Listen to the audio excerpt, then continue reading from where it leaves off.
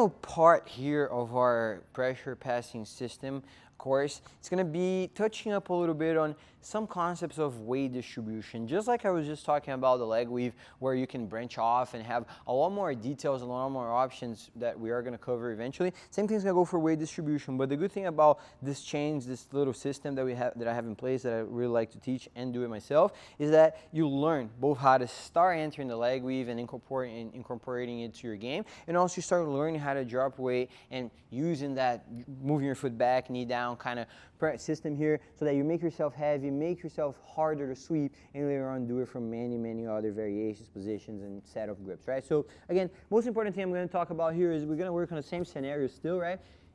For me to drop my knee on my partner's leg here and use it as a pressure, I want to make sure that it goes down on a straight line. So what does that mean? Essentially, I want my knee to go down where my toes are. I don't want to go on the floor. I want to go right on top of Meow's thigh. But if I start the motion with my knee, so if I'm here and I start the movement with my knee going forward, I'm going to go forward. I'm going to get easily elevated. And a lot of times, I'm working on lowering myself well just so I don't get elevated. So I fight this, which is a very common reaction my partner is going to have. So look at how the motion is going to start with my feet, with my foot, with my toes, with my heel. I'm going to move this foot back in a way that my heel now sits behind my butt and my knee goes down a straight line. And especially in this scenario here where I've kept the pan grip, it really helps me pin this leg down. And even if my partner had a pan grip solid and control, I feel like it's hard for them to keep it as I slide my heel back and drop on it. So again, we're here, I'm pushing that heavy down, really trying to expose my partner's hip that way. Now I move the heel back so I can lean off of it for a second, start pulling it back, and really drop it down in a straight line. And another way of seeing it as well is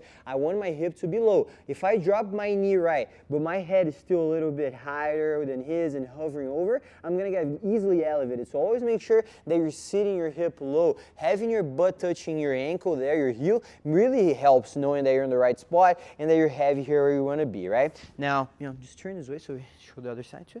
Turn this way a little bit, like this, yeah. Now, pay attention on my outside leg. When I'm here and I'm dropping this right leg down, I don't want to keep my foot like this.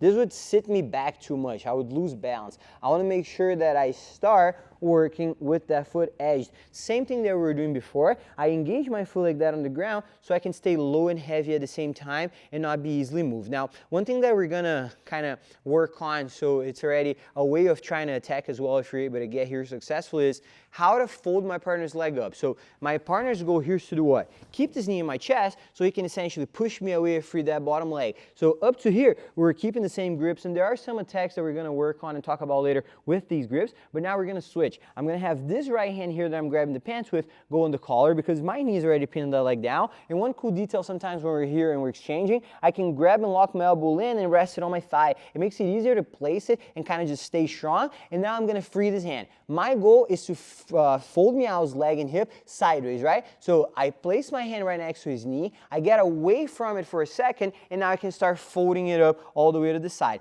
It's normal that he frames with the hand, right? Which kind of leads into an interesting concept, which is trying to block that frame by getting your shoulder on the elbow. Remember we talked about with the grip going over the elbow? I can use anything. The only reason why I'm not just going with my hand is because that wouldn't be practical. But I could go from having this grip or after I push to having my shoulder on top of that elbow so that as I'm sliding myself off, I can really hug the waist, have both knees touch the ground. Now, this is a little transition that when you see it, it looks very simple, but learning how to do it properly and position your legs and hip and everything in the right spot is what really makes a difference if you're going to be able to settle down and control your partner's hip or not. So I'll show you from a couple angles here just so you guys make sure everything that is going on. So we're just on the final spot here. I'll keep the angle with the knee up, just in that last part, yeah, like this. So again, we've switched. I have my elbow locked in, chest gets away, big fold. I make sure I cover over it. If Meow's frame, you are grabbing my collar over here. As I hug the waist, and I'm going to explain how I grab that waist a little bit later, I try to make sure my shoulder goes on that gap. And now, as I'm lowering my ear on the chest, shoulder on the armpit, on the arm over here, and my knees, look at my right knee. Take advantage of this angle to see how my right knee goes. Out to the ground. but I make sure that I free it all the way out. I want to be right on top of Mike. And one very important concept is whenever we're working these pressure passes, I don't want to sprawl. Very rarely I'm going to sprawl. Sometimes, yeah, but right now if I sprawl, my weight is in too many different places. So stay compact. Keep your elbows and your knees connected so that it's hard for me out to arch and create room. And so you can really land with your head on the chest, shoulder on the waist, chest kind of on top of the thighs, and heavy over his legs. So we keep doing that same motion from different angles. Now maybe head this way so that I can show the other side and start talking about the hip. Now, just keep the knee up. So one more time here. Now we'll talk again about having this angle is good to see, pushing the knee out of the way, folding it down. As I hug, guys, now I'll talk about how do I grab. If I grab with my thumb pointing up, so if I just grab like this, my shoulder is going to be pointing up. So make sure that you turn, and that as you're grabbing, you go as close to the ground as you can, and you start the grip with your pinky. When you grab like this, you can have a way stronger pulling motion, and as you slide off, and watch how my knee slides behind, watch how my knee slides behind my partner's hip and I land, how I grab the belt or I grab the pants in a way where I can lock my elbow in place, locking my shoulder down properly and really emphasizing the weight on the left side, which is what I'm going to use to start passing, right? So now, just to talk about one way of finishing the pass from there briefly, my partner's natural reaction is turn the head this way now and just turn your legs like this. So again, just one more time, this is where we're gonna land, right? Just so we see, knee over, knee behind the hip. I'm grabbing with my thumb down and my pinky grabbing so I can really stay nice and low on my partner without allowing him to frame. If my partner tries to arch back, I can work the very similar concept that we did on the very first technique, which is that step back, right?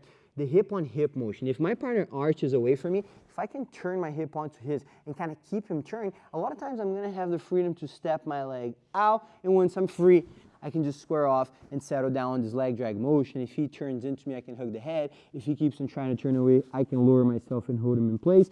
Of course, guys, there's many things that can happen there. He might have a hook in, which forces me to work a windshield wipe kind of control. So if I'm here and he's trying to windshield wipe me really hard, maybe I have to windshield wipe him back to control before passing. If his legs spread apart a lot, so if his right leg's really extended over the side and I feel like I can't step, I'm going to have to lift up, start using this to connect into a leg weave. So I'm going to leave some of those details to talk about more when I go into both weight distribution and leg weave. Those really fall in together. And when we talk about a lot of the weight distribution and positioning of our feet and knees and hip and how to stay heavy on my partner at the same time that I'm being mobile, we're going to talk about a lot of these windshield controls, ways of finishing the leg weave pass, because they all kind of tie together, right? Learning how to work your hooks over their hooks, keeping your knees pinched is the same way that we're going to learn how to distribute our weight, right? Just be heavy over on top, making it always very hard for my partner to sweep, which is the first step on being a good passer. So we stay tuned, we keep learning. Those are just like some quick ways, a little introduction on how things are going to be taught, how you guys can expect to develop through the app and the project that we have. It's going to be something that tries to bring you almost in here with us, right? Something continuous, so you're always learning. You just don't pick up a technique on the website and you never see it again. Everything's going to try to tie into something else so that you have a more steady, progressive learning. So I really appreciate it, guys. It was really fun to start getting this content done. You guys, hope you guys really enjoy this. We're going to keep adding more and more and more. And it was